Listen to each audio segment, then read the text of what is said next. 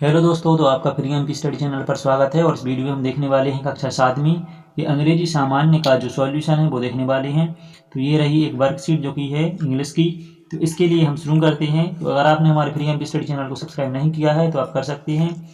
तो आइए शुरू करते हैं। जो पहला प्रश्न दिया गया है वो है फिल इन द ब्लैंक्स, मतलब कि खाली स्थान भरने है। तो इसमें क्या कहा गया है कि कोष्टक में दिए गए शब्दों में सही शब्द से रिक्त स्थानों की पूर्ति कीजिए और कोई दो करनी है। तो यहाँ पर हमने सभी के सभी कर दिए हैं।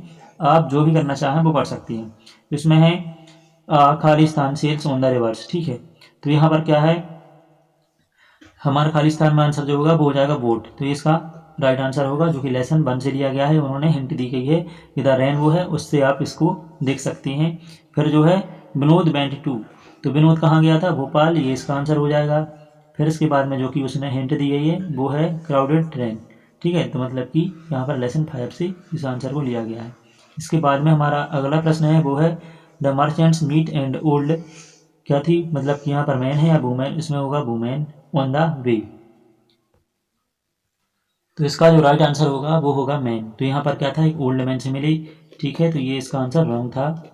फिर इसके बाद में अगला प्रश्न है वो है माई बुक इज खालिस्तान देन यूवर्स, मतलब यहाँ पर क्या आ गया, देन मतलब इसमें कॉम्परेटिव डिग्री होगी। तो ये गुड और बेटर, तो गुड की एक कॉम्परेटिव डिग्री है। तो यहाँ पर हम इसका आंसर रखेंगे बेटर, ठीक है। तो इस प्रकार से यहाँ का इसका उत्तर हो जाएगा। इसके बाद में जो अगला प्रश्न है वो है सही विकल्प का चयन करके दिए गए स्थान पर लिखें, ठीक है। तो यहाँ पर how many colours does a rainbow है, पूछा गया है कि एक रेनबो में, मतलब इंद्रधनुष में कितने कलर होते हैं। तो उसमें पूछा है 7 होते हैं, 8 होते हैं या 9 होते हैं। तो यहाँ पर क्या होगा उत्तर, हमारा हो गया 7, मतलब कि 7 कलर होते हैं रेनबो में।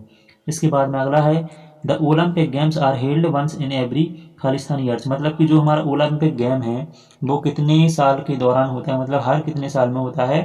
तो इसमें आंसर हो जाएगा 4, मतलब 4 साल के दौरान में होता है, यानी 4 साल के गैप से। तो इसमें तीसरा नंबर का आंसर इसका करेक्ट होगा। अब आगे देखते हैं।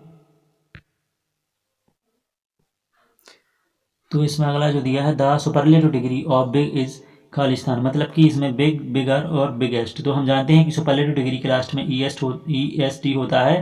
तो इसका जो सुपरलेटिव फॉर्म हो जाएगा बिग का, वो हो जाएगा बिगेस्ट। फिर इसके बाद में नेक्स्ट है the book is Khalistan the table, मतलब कि जो हमारी किताब है वो टेबल पर है। तो टेबल पर मतलब कि ऊपर होगी। तो हमें पता है कि ऑन का प्रयोग किसी वस्तु के जब कोई संपर्क में रहती है तो उसका संबंध बताने के लिए ऑन का प्रयोग करते हैं। तो यहाँ पर क्या आ जाएगा, on the table, the book is on the table. इस प्रकार से इसका आंसर हो जाएगा। फिर इसके बाद में नेक्स्ट क्वेश्चन है, क्वेश्चन नंबर 3 दिया गया है, जिसे पूछा है एक शब्द में उत्तर दें, मतलब कि आंसर इन 1 वर्ड यानी 2, मतलब किसी 2 को बताना है। तो यहाँ पर मैंने सभी को किया है, आप जो 2 करना चाहें कर सकती हैं।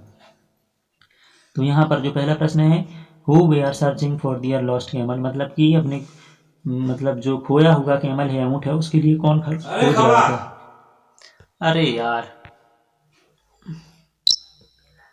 ठीक है। तो फिर इसका आंसर जो होगा वो होगा 2 merchants we are searching for their lost camel, मतलब कि जो 2 व्यापारी थे वो एक कैमल के लिए सर्च कर रहे थे, मतलब ऊँट के लिए। इस प्रकार से इसका आंसर होगा, जो कि लेसन 7 से लिया गया है, ये इसकी हिंट थी। इसके बाद में जो नेक्स्ट क्वेश्चन है वो है who is a better box, मतलब चैटर बॉक्स कौन है। तो यहाँ पर बताया है बिस्नी इज अ चैटर बॉक्स। तो इसमें उसका नाम बता दिया है, बिस्नी इज अ चैटर बॉक्स, जो कि लेसन 12 से लिया गया है, ऑन वे टिकट फर्स्ट से। इसके बाद अगला प्रश्न जो है,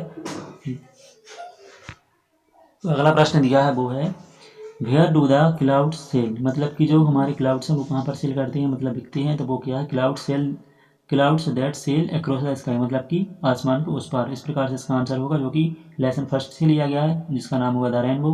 तो क्या है, clouds that sails across the sky. फिर इसके बाद नेक्स्ट है वो है can any one travel in a train without ticket, तो इसका आंसर होगा नो, मतलब कि क्या कोई ट्रेन में बिना टिकट के यात्रा कर सकता है। तो यहाँ पर है no, no one can travel in a train without ticket. तो ये है हमारा लेसन 5 से, जो कि द क्राउडेड ट्रेन नाम के चैप्टर से लिया गया है। इसके बाद में हमारा प्रश्न 4 है, जिसमें दिया है read the poem I love little pussy and answer the question, मतलब कि इस कविता को पढ़िए, I love little pussy and answer दीजिए। So what do you see in the picture given with the poem, तो आप अगर पिक्चर को देखेंगे जो कि पोएम में दी गई है, वो क्या आपको देखनी पड़ेगी आई लव लिटिल पुसी में। तो उसमें क्या है, वहाँ पर एक गर्ल है और एक कैट है, मतलब एक लड़की है और एक बिल्ली है, और वो दोनों ही मतलब कि एक मैट पर बैठे हुए हैं, और वो बिल्ली है वो लड़की की गोद में है। तो वही हम बता रहे हैं देयर इज अ गर्ल, मतलब वहाँ पर एक लड़की है, एंड कैट एक बिल्ली है, इन हर लैप, मतलब जो बिल्ली है वो उसकी गोद में है, एंड और बोथ आर सिटिंग, दोनों ही बैठे हुए हैं, ऑन मेट टुगेदर, मतलब कि वो चटाई पर दोनों ही साथ में बैठे हुए हैं। इस प्रकार से दोनों लाइन हो जाएंगी इस पिक्चर को देखते हुए।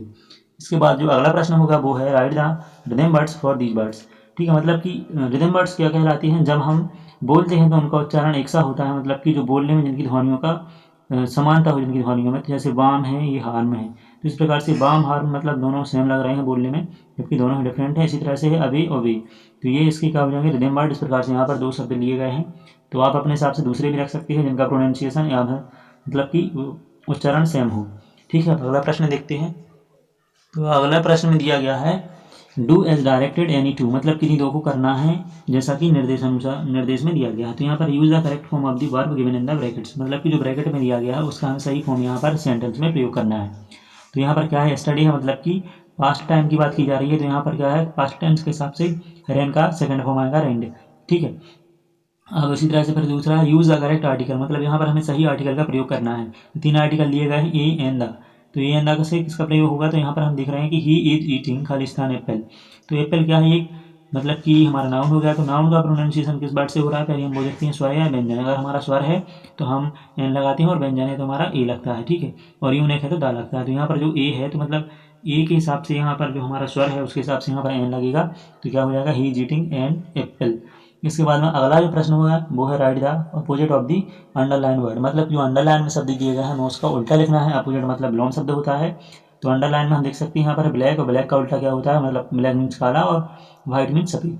तो यहाँ पर क्या आ जाएगा व्हाइट, तो आई हैव आ खालिस्तान, मतलब जो जाकिता है वो लिख देंगे और ब्लैक की जगह पर लिख देंगे व्हाइट और साइड जाकिता। फिर इसी की तरह आगे हमारा प्रश्न है वो है write the plural of the following words, मतलब कि हमें क्या करना है, इन जो शब्द दिए गए हैं इनके हमें बहुवचन बनाने हैं। तो यहाँ पर दिया है मैंगो, तो मैंगो का क्या हो जाएगा मैंगोज। तो क्या है जहाँ पर हमारा ओ है तो हम यहाँ पर ई एस लगाते हैं, और यहाँ पर सिर्फ बाई है तो यहाँ पर क्या करते हैं एस लगा देते हैं, और ये हमारा सिंगुलर से प्लूरल में बदल जाता है। ठीक है, और फिर हम देखते हैं अगला प्रश्न जो कि दिया है क्वेश्चन नंबर 6 में, find the odd words from the given words and right any two, मतलब कि जो बिलोंग शब्द हैं, मतलब ऑड मतलब कि जो इस ग्रुप में ठीक नहीं बैठते। जैसे इसमें दिया है मैंगो एक फल है, एप्पल एक फल है और ऑरेंज एक फल है, लेकिन नाइफ मतलब एक चाकू है, तो ये क्या है इसमें ऑड है। ठीक है, विषम है, तो इस प्रकार से यहाँ पर हम नाइफ को लेते हैं क्योंकि ये इसकी कैटेगरी में नहीं आता है। फिर इसी तरह से सेकंड है रिवर पाउंड सी रोड, तो यहाँ पर क्या है नदी है, तालाब है, समुद्र है, लेकिन रोड एक अलग चीज़ है। ठीक है, तो यहाँ पर हम उसके लिए लिख देते हैं जो कि इनमें शामिल नहीं है ग्रुप में। फिर इसी तरह से आ जाता है स्माइल लॉफ बी फेस, तो यहाँ पर क्या है ये तीनों एक्सप्रेशन है, जबकि ये एक हमारा लुक है। तो यहाँ पर स्माइल मतलब कि मुस्कुराना, हंसना, रोना, लेकिन ये फेस क्या होता है चेहरा, तो ये इसकी कैटेगरी में नहीं आता है, तो यहाँ पर हम फेस को लिख देते हैं। इसी तरह से होता है वाइट, कार, ब्लैक, ग्रीन, तो बाकी सब कलर है लेकिन कार कोई कलर नहीं है, तो यहाँ पर हम कार को लिख देते हैं। देखते हैं आगे, तो इसी प्रकार से और भी प्रश्न है। तो आगे दिया गया है प्रोजेक्ट वर्क, तो प्रोजेक्ट वर्क में हम देख सकते हैं कि यहाँ पर दिया है complete the word puzzles by reading their meanings and definition. ठीक है, तो यहाँ पर हमें क्या करना है, मतलब कि एक पजल दी गई है उसके हिसाब से हमें यहाँ पर मतलब यहाँ पर शब्द लिखनी है। ठीक है, तो यहाँ पर दिया है a structure across a river road etcetera, मतलब कि एक ऐसा स्ट्रक्चर या संरचना जो कि रिवर की मतलब इस साइड से उस साइड होती है, मतलब आर पार होती है, या फिर रोड की। तो हमें पता है कि नदी और रोड के आर पार क्या होता है पुल होता है, मतलब ब्रिज। तो यहाँ पर क्या लिखेंगे ब्रिज, तो BRIDGE ये हो जाएगी ब्रिज।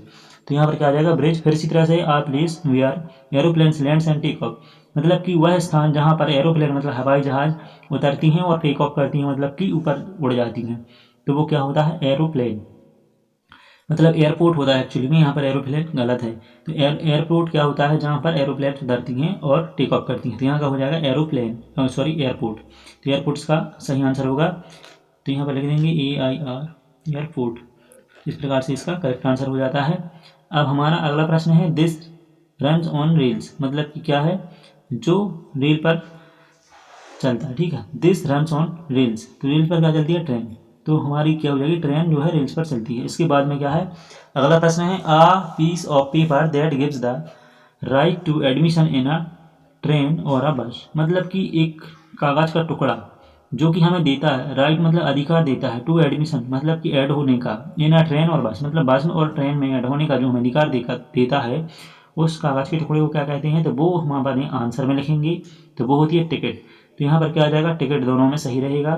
इसके बाद में अगला प्रश्न है वो है natural flow of water from one place to another, मतलब कि नेचुरल फ्लो मतलब कि एक प्राकृतिक बहाव और वाटर मतलब पानी का एक प्राकृतिक बहाव from one place to another, मतलब एक स्थान से दूसरे स्थान पर पानी का प्राकृतिक बहाव जो है वो क्या होता है, रिवर का। तो यहाँ पर शब्द आ जाएगा रिवर, मतलब नदी। नदी का क्या होता है, प्राकृतिक बहाव होता है एक प्लेस से दूसरे स्थान तक। इसके बाद में अगला आंसर है, मतलब अगला प्रश्न है वो है the place where we live, मतलब कि वह स्थान जहाँ पर हम रहते हैं तो उसे क्या कहते हैं, हाउस।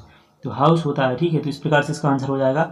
तो आशा करते हैं आपके लिए जो वीडियो है हेल्पफुल रही होगी। So thanks for watching and do subscribe my YouTube channel free MP study.